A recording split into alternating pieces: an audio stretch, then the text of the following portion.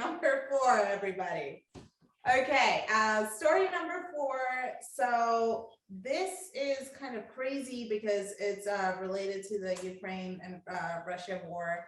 And Anonymous takes revenge on Putin's brutal Ukraine invasion by leaking personal data of 120,000 Russian soldiers. So what do you guys have to say about this story? Because I know this is extremely insane. Well, sorry, go ahead, Steve. Yeah, go ahead, Miguel. Well, for starters, I mean, it doesn't seem fair because even if everybody agrees that Putin is doing a wrong thing, I mean, I don't think the soldiers are to blame because they are following orders. So leak their information.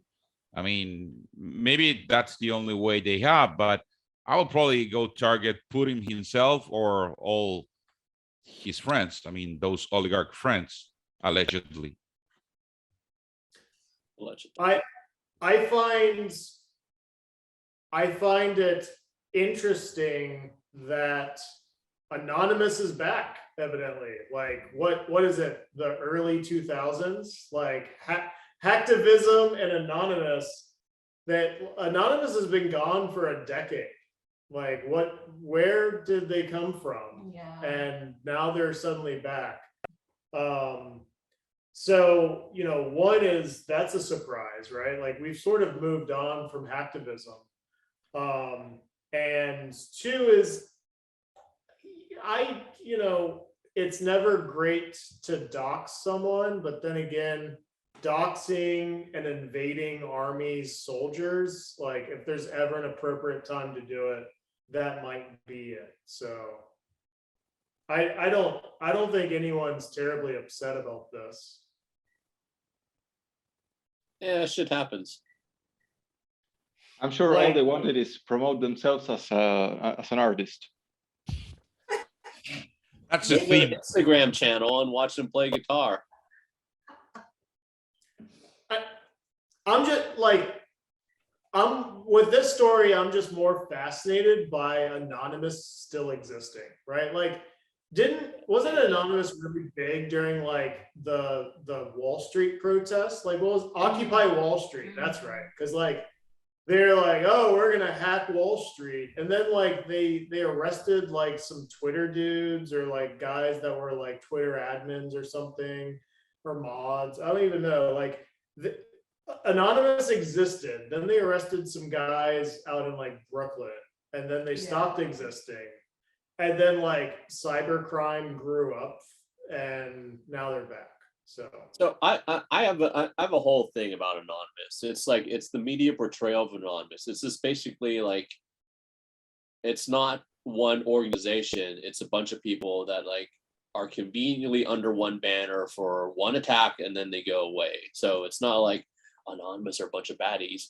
We've seen some real attackers against the West, especially based in Ukraine, that have talked shit about Anonymous.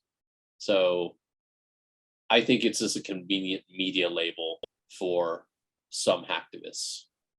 okay, so you don't even think this is Anonymous. You think this is like something It else. may be someone that said, fuck it, just to make it easy, I'm going to say that I'm part of Anonymous. But really Anonymous, like whoever the hell owns this Twitter account, they build themselves as like this big mega organization. When congrats, the guy like registered Twitter account. Well, I think it would be fair to assume that I think it would be fair to assume that probably all of the original Anonymous members nowadays are not really doing any hacktivism, since by the time they left their parents' house basement, I mean, they lost their connectivity to internet. So I'm pretty sure that they are not doing any hacktivism. I think that actually makes a lot of sense. It makes more sense that like someone did this hack and then they were just like, I'm gonna say it's anonymous just to throw everyone off, rather than like a 14-year-old hacktivist group suddenly coming back to life for this one attack. Right. Yes. Yes. It is incredibly decentralized.